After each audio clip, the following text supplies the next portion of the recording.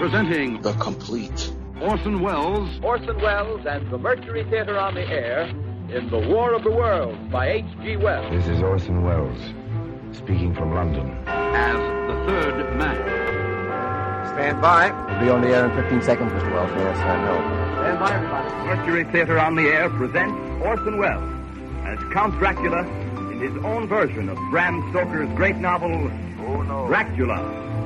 what evil lurks in the hearts of men? The shadow knows.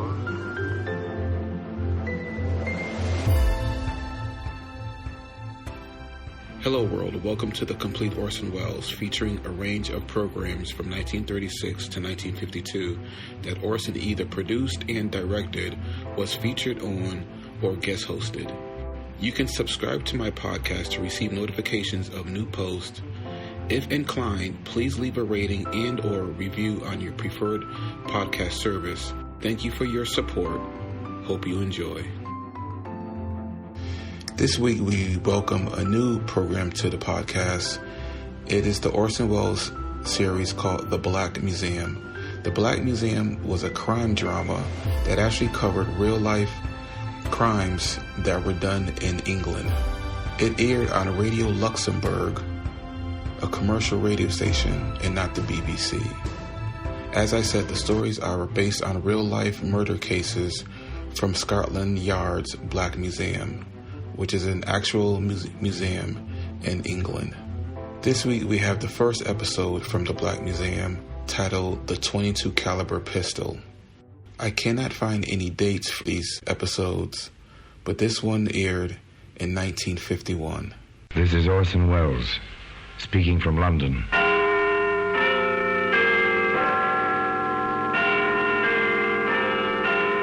The Black Museum. The repository of death. Yes, here in the grim stone structure on the Thames, which houses Scotland Yard, is a warehouse of homicide, where everyday objects, a skillet, a screwdriver, a photograph, all are touched by murder.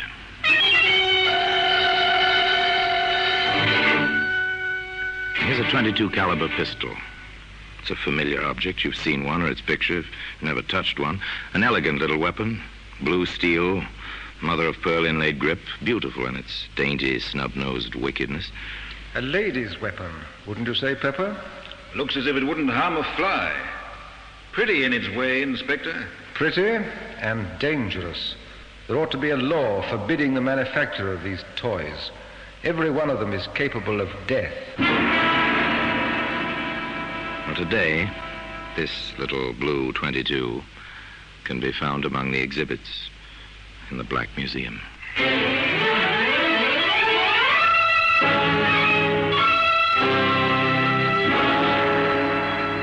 From the annals of the Criminal Investigation Department of the London Police, we bring you the dramatic stories of the crimes recorded by the objects in Scotland Yard's Gallery of Death, the Black Museum.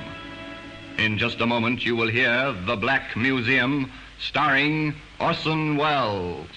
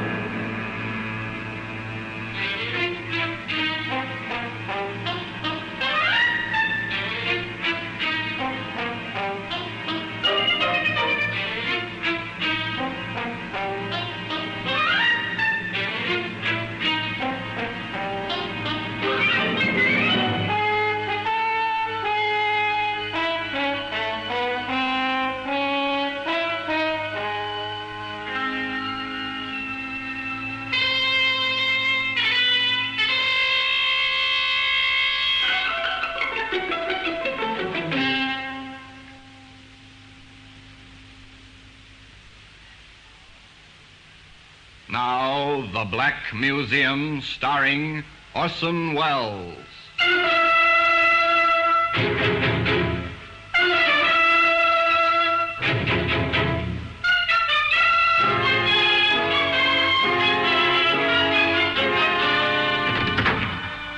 Well, here we are, in the Black Museum. Scotland Yard's Museum of Murder. It's an impressive place. The kind of echoing awe which comes from a vaulted ceiling and somber lighting. Weird, fantastic, with a harsh, real fantasy that comes with murder. Here lies death, and so neatly. Each object placarded with a small white card labeled with black lettering, name, place, date, disposition of the case. Here's an odd-looking ashtray, soapstone. It's carved rather nicely with the crouching figure of a woman. Something decorative for your living room, but observe closely now the red-brown stain on the rim. Lift up the tray, hold it by the figure of the woman. Oh, yes, it's comfortable in your hand, and suddenly, this is a weapon. Ah, here we are, the little blue .22. Well, it's silent now. It was silent, too, during Vivian Davis's cocktail party in London's smart, sophisticated West End. In Vivian's quite chic apartment. It was not destined to be silent, though. Not very long. It's a nice place, Vivian's apartment, if you go for ultra-modern glass and metal combinations. Nice people, too. Well, nice looking, anyway. Young men are quite impeccable. The young ladies are lovely, lush, well aware of the well-put-together attractiveness. Oh, yes, these are the chic young people. Larry, darling, have you been watching Vivian and Donald? What else, sweet? They are at dagger points, aren't they? Well, frankly, Larry, if Viv has one more martini, she'll kill Donald with a look. An alcoholic look, at any rate. But why all the fuss and bother? If Donald wants to play, she ought to let him. I know at least 3 males who are perfectly willing to give Viv a time, really. Mm-hmm. Including yourself, Larry, my sweet? No, darling, I'm the 4th. But then why bother? A trifle strange, isn't it?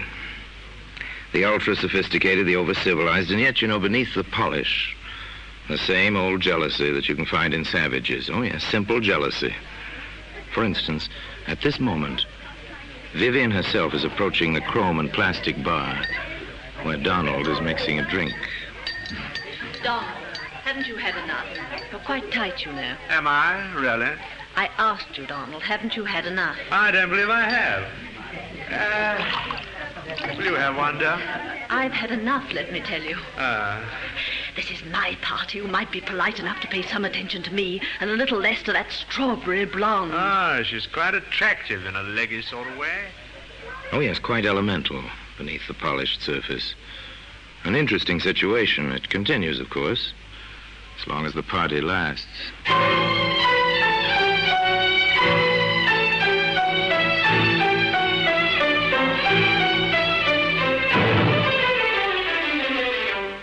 It continues, as a matter of fact, well past the end of the party, even to the moment when May and Larry are making their farewells.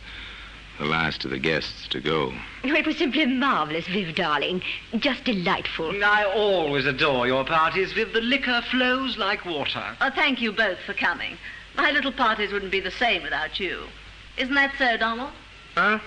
Yes, yes, of course. Coming, Donald Orson? Well, I don't exactly... Oh, Larry, please. What? Oh, put my foot in it, haven't I? I'm sorry, old man. Au revoir, Viv. Let the martinis run again sometime soon. Bye, darling. Ring me, won't you? Oh, soon, darling. Quite soon. Donald's for it now. Did you see the look in her eye? Come along, dear. Don't be catty. Oh, I don't know. The party's over now. Silence descends on the carpeted hallway. For a moment or two. And then, through the muffling walls... You stupid little, silly little beast on that woman. Oh, stop it, Viv. I'm not interested in her. I've told you make me look like a perfect idiot. Man versus woman. A jealous woman. Where does it go? Isn't it obvious? Of course. Somebody's bound to be hurt.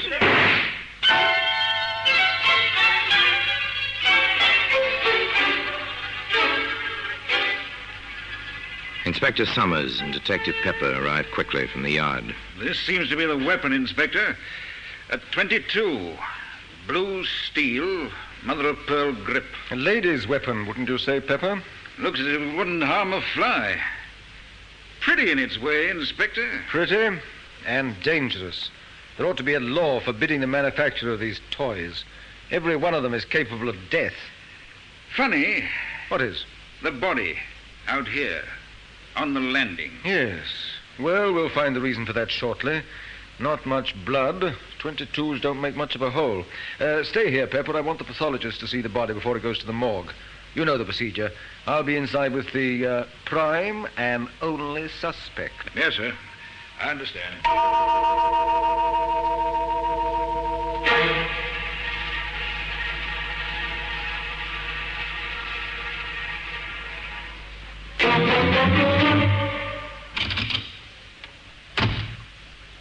All right. Tell me how it happened. Don't you dare to talk to me like that. Take hold of yourself, Miss Davis. I need the answers to a few questions. I'll answer that. Don't you dare. That's my telephone. Yes? No. This is Inspector Summers of Scotland Yard. I see. I'm sorry, Lady Munsey, you can't speak to your daughter just now. Yes, she'll be coming down to the yard. You can come there if you wish. Goodbye. Now will you leave me alone? You know who my mother is. Which do you prefer, to answer my questions here or to come down to the yard? I refuse to answer anything. That won't look well in the report, miss. Oh, get out of here. Get out. Take now. hold of yourself, Miss Davis. I've told you and told you. Donald and I were arguing. I suppose I grabbed the gun from under the pillow where I keep it. He tried to take it away from me.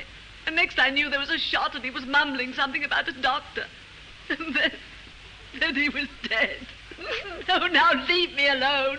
Leave me alone.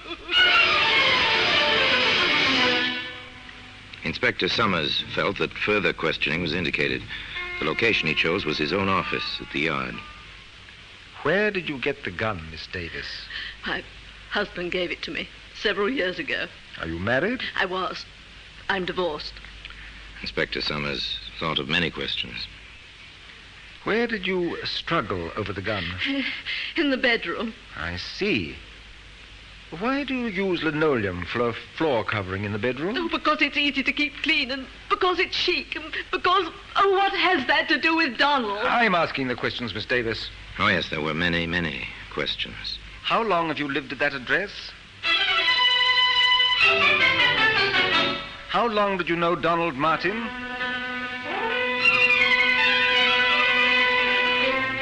Have you ever bought any ammunition for that gun?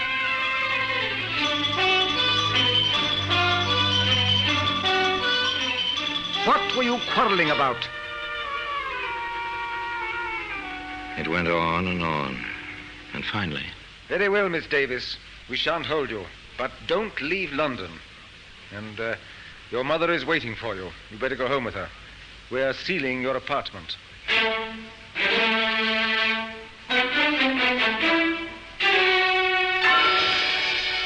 An inconvenient matter, violent death from a gunshot wound. Apartments are sealed, people investigate. One's whole life is turned inside out. And then there are the experts. The scientific facts contradict some of Miss Davis's statements, Inspector. They do? For instance? There's no evidence of any scorching of the clothing round the bullet hole. From that fact and the spread of the smoke stain, I deduce that the gun was held from 3 to 6 inches from Martin's chest. As the blood ran down the chest, he must have been standing at the time. It would be practically impossible for him to hold the weapon himself in that position. Could he have clutched the barrel, say, in an attempt to take it away from Miss Davis? In that case, his fingers would be singed, or at least blackened. They're not. I do not believe that the man was touching the weapon at all when it was fired. An embarrassing conclusion, to say the least. And there were other things. I've checked Martin's shoes at the morgue, Inspector. Well? If they struggled in that bedroom, on that polished linoleum floor, his shoes would have had to scratch the floor. They're leather-soled, and they have metal taps on the tips. Very good. Another discrepancy. Now, Pepper, I think we'd better have a bit of a talk with the neighbors. Are you certain of that, Mrs. Merritt? I am positive. It's not the first time they yelled at each other, those two, and the walls are thin. Do you have it down, Pepper? Yes, sir. They had a quarrel about 2 weeks ago. He left. She leaned out of the window, only half-dressed, and shouted at him, "Laugh, baby, laugh for the last time." And then she fired a gun at him. Thank you. Now then, Mrs. Merritt, before the shot last night, did you catch any of the words they said? His? Oh, no, sir. But, well, her bedroom is next to mine, and I heard her say, as clear as day, and at the top of her lungs, "I will kill you." Thank you, Mrs. Merritt. Anything else? No, sir. Very well. Let's go, Pepper. All right, Pepper. I think we have the makings of a case. Pick her up. We'll book her for willful murder. And today, the little blue 22, which was to play such an important part in the case, can be seen among the other exhibits in the Black Museum. In just a moment, we will continue with The Black Museum, starring Orson Welles.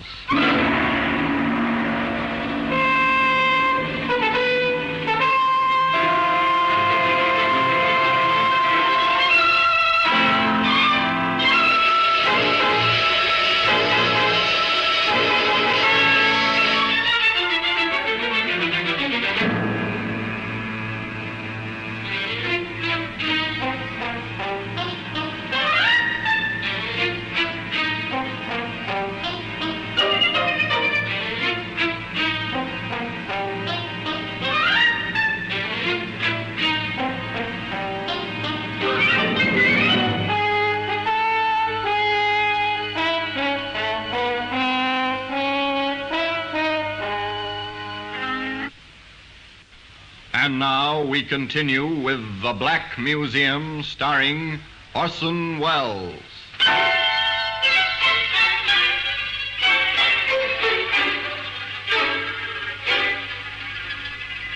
As the inspector said, they felt they had a case.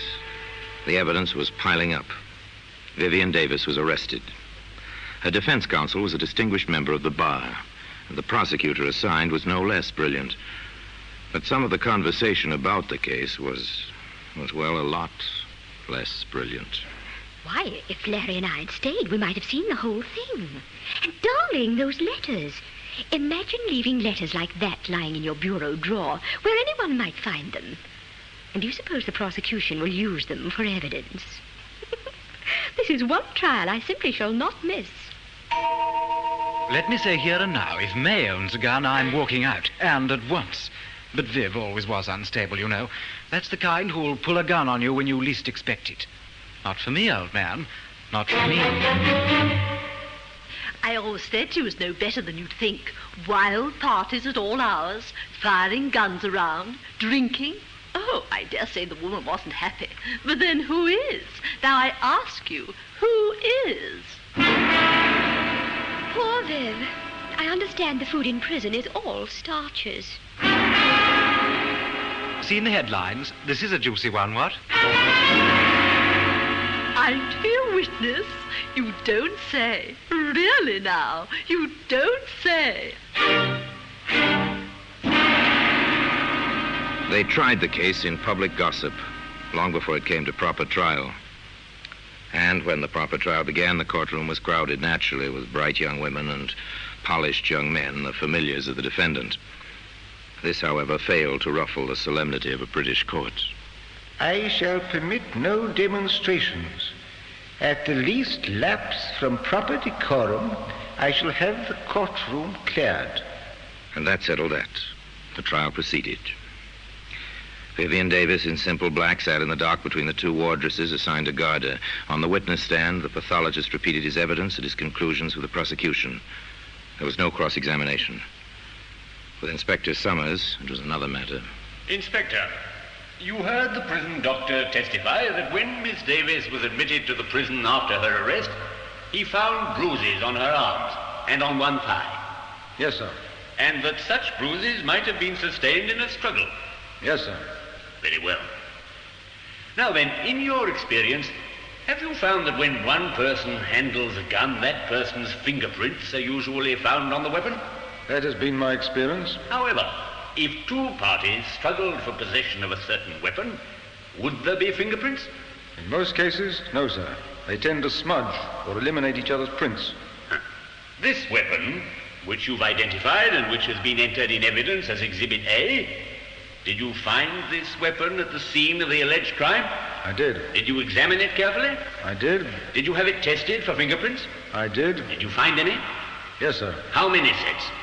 Only one set of prints were on that gun. Whose were they, Inspector? Now tell the jury, please, whose fingerprints were on that gun? Only my own. One more point, Inspector. You stated that you found a bullet in the wall of the bedroom, correct? Yes, sir. Have you any reason to believe this bullet was fired on the night of the alleged crime? It could have been fired at any time, I suppose. Thank you, Inspector. That's all. Mrs. Merritt, the eager next-door neighbor, had her proverbial day in court. Yes, sir. Just as I told the inspector, she screamed at him, hanging out of the window only half-dressed, and then she fired a shot at him. Counsel for the defense spent little time in the cross-examination of Mrs. Merritt. Madam, did you actually see Miss Davis fire a pistol or gun of some sort at the deceased? I heard the shot after she yelled at him. You said she was only half-dressed at the time. Is that correct? Yes, sir. Then you must have seen her. Well, I took one look, and after that I only listened. Why? Why, Mrs. Merritt? When a woman is in her condition, no other woman cares to watch her. I see. This is your opinion. It certainly is. Your Lordship, I respectfully request that the answers to the last two questions be stricken from the record as constituting an opinion and not evidence. Further, on the grounds that opinions are not warranted, as the witness is not qualified as an expert. Well... The clerk will strike the last two answers from the record, and the jury is instructed to ignore the testimony. Proceed. No further questions. Thank you, Mrs. Merritt. Back and forth, the battle raged, a battle for a woman's life. The case for the Crown was ably presented. The defense, by cross-examination, by objections in the record, sought to upset testimony to establish points which could be played upon later, the climax of the trial, when Vivian Davis herself took the stand in her own defense. Now, Miss Davis, you understand the seriousness of this situation. Of course. I refer to the testimony that you once fired a gun at Donald Martin from your bedroom window. Is this true? No, it's not true. What did happen that evening? He'd come to see me. He'd asked me for money to pay a gambling debt, and I refused. We quarreled, and he left. I was furious, and I called to him from my window. Then I went back into the room and fired one shot to make him think I'd killed myself. What happened then? Oh, Donald... Mr. Martin came rushing back, and we were friends again. Miss Davis, have you ever pointed a weapon at Mr. Martin? No, never. Have you wanted to? No, never. Did you shoot him the night he died? No! Have you any recollection of his having spoken to you between the time he was shot and the moment he died? I'll never forget it as long as I live. What did he say? He said, I wish the doctor would hurry. I want to tell him that this was an accident. It's not your fault. He said it over and over. And then he was dead. Thank you, Miss Davis. Your witness. Pull yourself together, Miss Davis. Yes, sir. Very well. I submit, Miss Davis, that the truth of your first public quarrel is, as it was stated by a previous witness, that you did fire out of your window at Mr. Martin. Oh, no, never. I fired in the room. I wanted to frighten him. Miss Davis, is this your pistol? Yes. Is this the weapon which killed Mr. Martin? Yes. And on the night this gun, your gun, killed Mr. Martin, you had a quarrel, a second quarrel. Yes. You were, to put it simply, jealous of his behavior with other women. Oh, I was so jealous I threatened to kill myself. You threatened to kill yourself? Yes. Then why did you shout, I will kill you? No, I never said that. What did you say, Miss Davis? I never said I'll shoot myself. The other, I never said. Why should I? I was jealous, but that was because I loved him. Oh, you've got to believe me. I loved him. I did.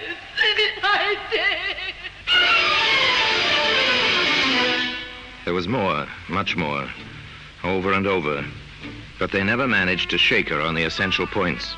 I never pointed a gun at Donald in my life.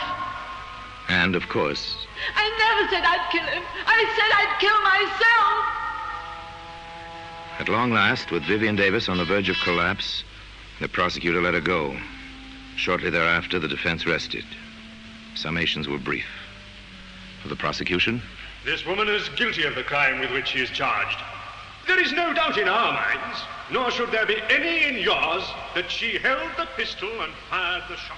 for the defense, It is clear that no woman kills the man she loves, despite the violence of their causes. This was an accident. It is clear that it was an accident. the presiding justice was clear and concise in his charge to the jury. Gentlemen of the jury, in conclusion, let me advise you there are 3 possible verdicts you may return under the present indictment. Guilty of murder, guilty of manslaughter, or not guilty of any offense. I commend the accused to your most painstaking deliberations. The jury filed out. They stayed out for 2 long, weary hours. There was chatter in the courtroom. There always is. But even the gossip was subdued. Everybody waited. Waited. It seems perfectly incredible. A murder trial, and I've been in on it since the beginning. I do hope the judge wasn't as much against her as he seemed to be. It was really too exciting for words. I've had more dinner invitations because I know Viv. Oh, well, after all, the poor girl might be hanged, you know. Oh, grisly thought.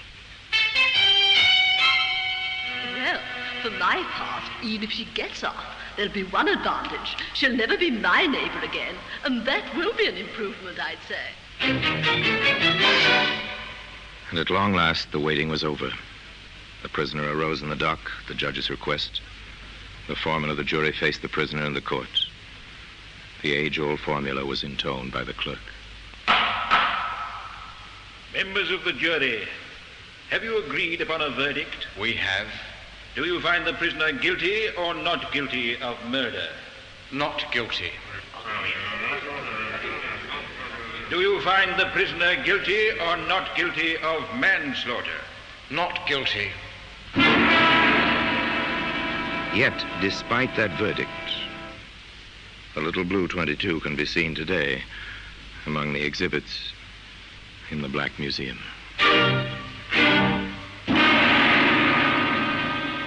Orson Welles will be back with you in just a moment.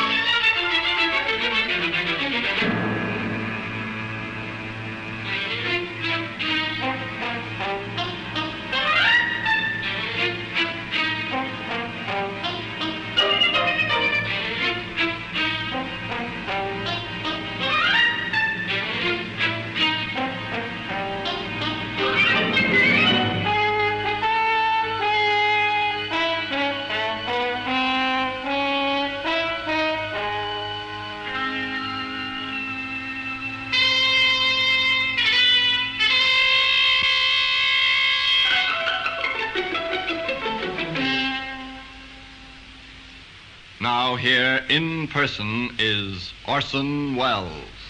Yes, they let Vivian Davis go free. In many minds, the question was, and still is, did Vivian Davis get away with murder? Frankly, I don't believe anyone gets away with murder. Murder stays with a killer, twisting mind and heart and soul, even in the unsuspected and therefore unsolved cases.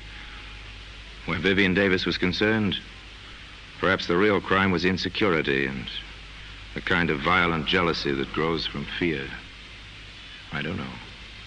That's for the psychologists, not for you and I to decide. Meanwhile, the little blue 22 remains in its customary place in Scotland Yard, in the Black Museum. And now, until we meet again next time, in the same place, and I tell you another story about the Black Museum, I remain, as always, obediently yours.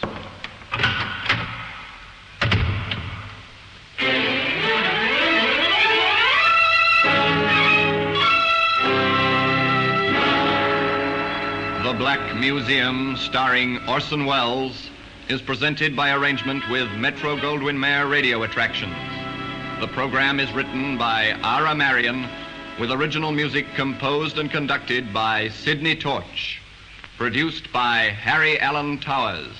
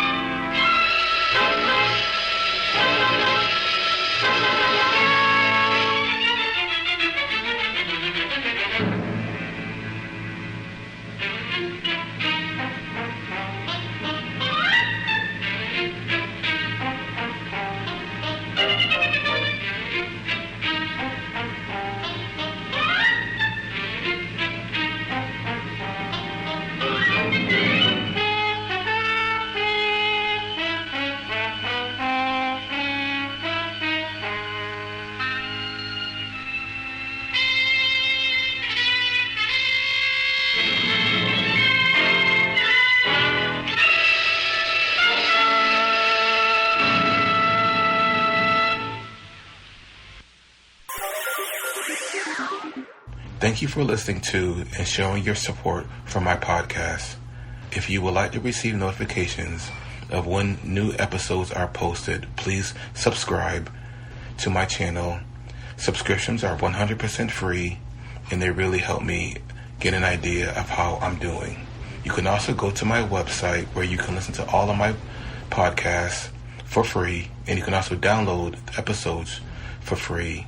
The website is otr.duane.media.